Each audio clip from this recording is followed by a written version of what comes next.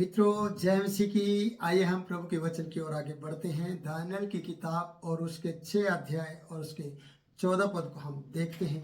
प्रियो, हम दानियल की कहानी को देख रहे हैं और दानियल के उन विरोधी लोगों की उस चाल को देख रहे हैं कि वो बार बार राजा को उकसा रहे हैं दानियल के विरोध में।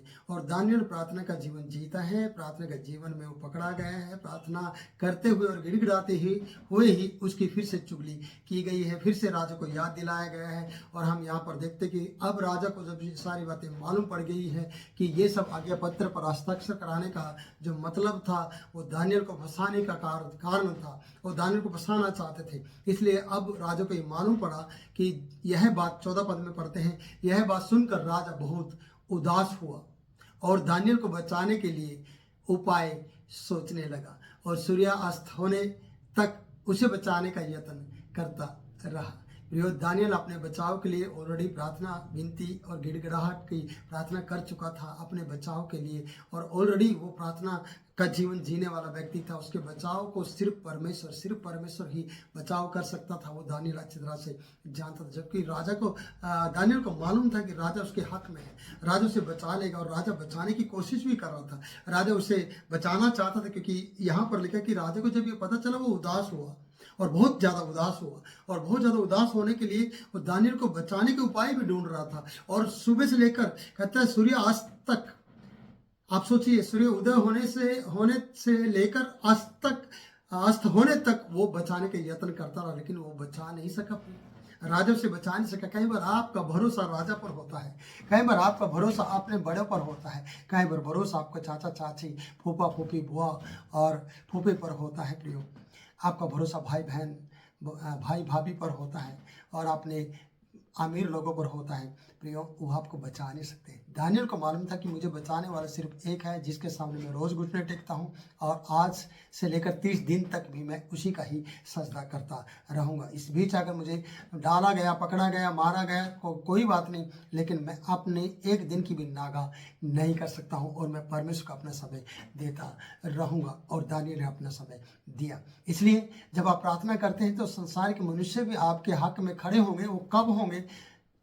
जब आपके अंदर उत्तम आत्मा होगी, जब आपके अंदर वो गुण पाए जाएंगे जो आप किसी के विरुद्ध में बात नहीं करते हैं, आप हमेशा अच्छी बात करते हैं और आप हमेशा सच्चे हैं और भले हैं और धर्मी हैं और आपके जीवन में नरमी है। तो आपका एक चिन्ह है। अगर आप धर्मी हैं तो आपके जीवन में नरमी है और घमंडियों के जीवन में गर्मी है। अगर गर्मी रखते हैं तो आप कभी भी धर्मी नहीं हो सकते हैं। तो प्रियो, यहाँ लिखा है कि यह बात सुनकर राजा बहुत उदास हुआ। राजा प्यार करता है पर बचा नहीं सकता है। आप किसी से प्यार करते होंगे, आपको वो प्यार करता होगा, पैसे वाला प्यार करता होगा, लेकिन उसका पैसा आपके किसी भी काम आने वाला नहीं है, क्योंकि परमेश्वर आपके साथ नहीं है। अगर परमेश्वर आपके साथ है तो परमेश्वर ही है जो उसके पैसों को आपके लिए भी इस्तेमाल कर सकता है, उसकी आशीषों को आपके लिए भी इस्तेमाल कर सकता है। अगर आपने परमेश्वर को खुश किया तो परमेश्वर आपको खुश कर देगा अपनी दया और अनुग्रह के द्वारा। तो यहाँ पर लिखा है कि राजा बहुत उदास हुआ। जब राजा को मालूम हुआ कि ये सब दानियल के विषय में है तो वो उदास हुआ और दानियल को बचाने के लिए उपाय ढूंढने लगा। आज आप अपने आप को बचाने के लिए कितने उपाय करते हैं, कितने टोटके करते हैं, कितने तंत्र मंत्र करते हैं। अगर आप ऐसा नहीं करते तो आप बहुत से ऐसे चर्चों में जाते हैं, बहुत से ऐसे पास्टरों के पास जाते हैं जो भविष्यवाणियाँ करते हैं, जो चिन्ह और चमत्कार दिखाने के लिए ढकोसले करते हैं और ऐसी बातें करते हैं। और आप सच्चे जीवित परमेश्वर के पुत्र यीशु को, जिसने आपके लिए कुर्बानी दी है, आप उसको भूल जाते हैं और आप उसके साथ कभी भी अपना समय नहीं बिताते हैं। दानियल ने अपना समय परमेश्वर को दिया है, यहोवा परमेश्वर को दिया है, देवता को नहीं, मनुष्यों को नहीं। ऐसी कड़ी परिस्थिति के अंदर भी इसने अपना समय परमेश्वर को दिया है। क्या आप ऐसी परिस्थिति के अंदर अपना समय प्रभु को या परमेश्वर को दे सकते हैं? तो प्रिय, यहाँ लिखा है कि सूर्य अस्त होने तक वो उसे बचाने का यत्न करता रहा। उसने कोशिश की बचाने के लिए, लेकिन वो बचा नहीं सका। क्यों? क्योंकि वो अटल व्यवस्था थी। मादी और फारसियों की व्यवस्था के अनुसार वो अटल थी, वो स्थिर थी, उसे कोई टाल नहीं सकता था। पर परमेश्वर है प्रियो, इस आज्ञा को कोई टाल नहीं सकता। ये आज्ञा पूरी हो, ये दानियल शहरों की मान तक जाए, दानियल शहरों के साथ पूरी रात बिताए, ये आज्ञा थी।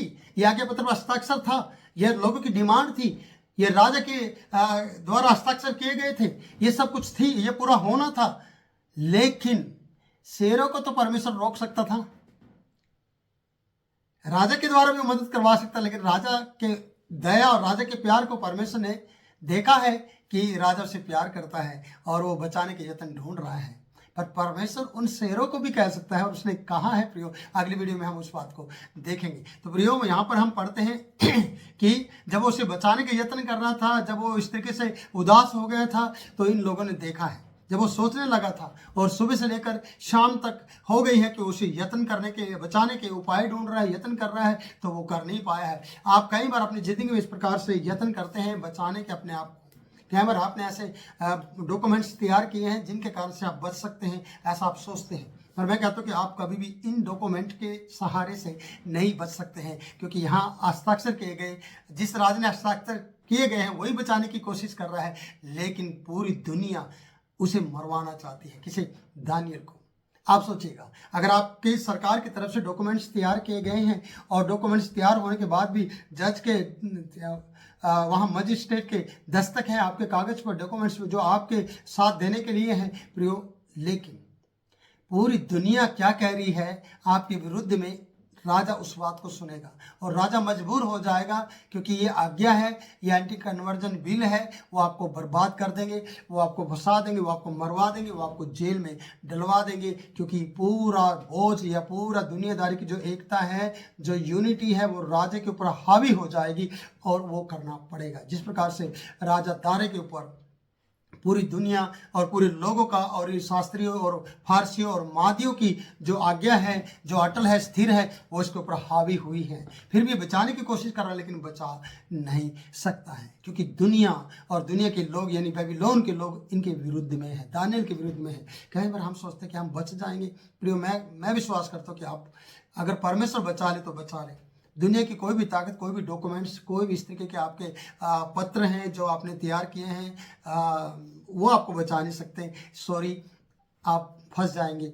आपको बचना है तो आपकी प्रार्थना, आपका परमेश्वर, आपका खुदा, आपका प्रभु यीशु मसीह, पवित्र आत्मा जो आपका सहायक है, वो ही आपको बचा सकता है। इसलिए मैं कहना चाहता हूँ कि ये लोग देख रहे थे राजा के चेहरों को कि ये उदास हो चुका है और ये बचाने की कोशिश कर रहा है, तो उसे वो याद दिलाना चाहते हैं फिर से। क्या?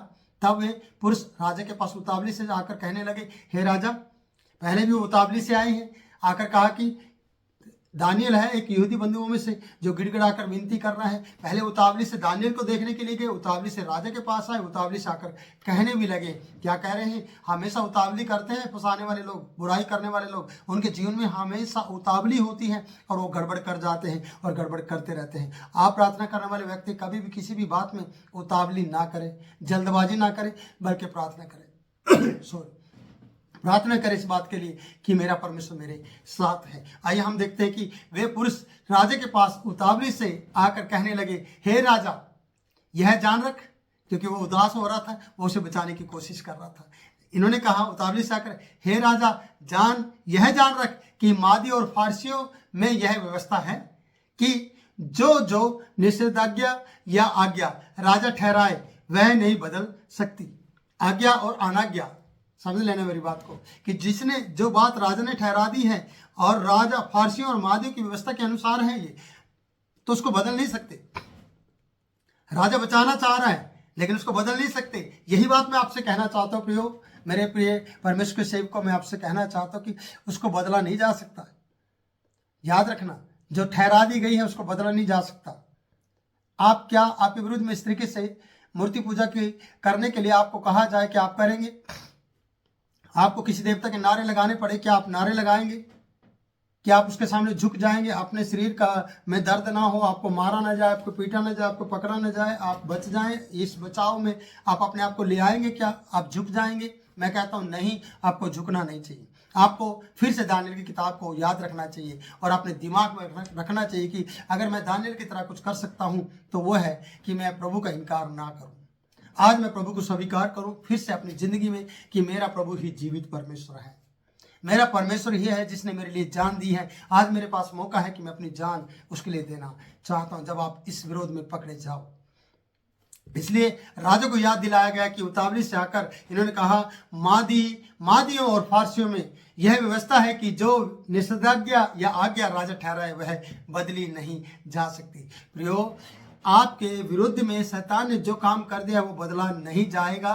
पर याद रखना, परमेश्वर का पुत्र यानी परमेश्वर आपको वहां तक ले जाएगा और वहां तक पकड़वाएगा और वो सारी बातें होने देगा। उसके बाद परमेश्वर अपने काम को शुरू करेगा जो आपने उससे मदद मांगी है। जो अपना जीवन और अपना समय परमेश्वर के साथ आपने बिताया है, वही आपको आगे बचा सकता है और वही आपकी मदद कर सकता है, वही आपके साथ खड़ा रह सकता है। प्रियो, मैं आपसे कहना चाहता हूँ कि ये 14 और 15 पद को हमने लिया और मैं कहता हूँ कि ये व्यवस्था की बातें हैं, ये जो संसारिक व्यवस्था है, जो संसारिक प्रबंधक लोग हैं, जो संसार में प्रबंध करने वाले हैं, नेता हैं, और वो ऐसे लोग हैं जो आपके विरुद्ध में खड़े रहते हैं और आपको फंसाएंगे और बार बार सरकार को याद दिलाएंगे कि हम कौन हैं, हमारा देश क्या है, हम किस देश में रहते हैं, और ये लोग बाहर के लोग हैं, ये लोग बाहर के धर्म का प्रचार करते हैं। प्रियो, आपको डरने की जरूरत नहीं है। मैं परमेश्वर दास साहब से कहूँगा कि आप गंभीर हो जाएं और प्रार्थना का जीवन जिए।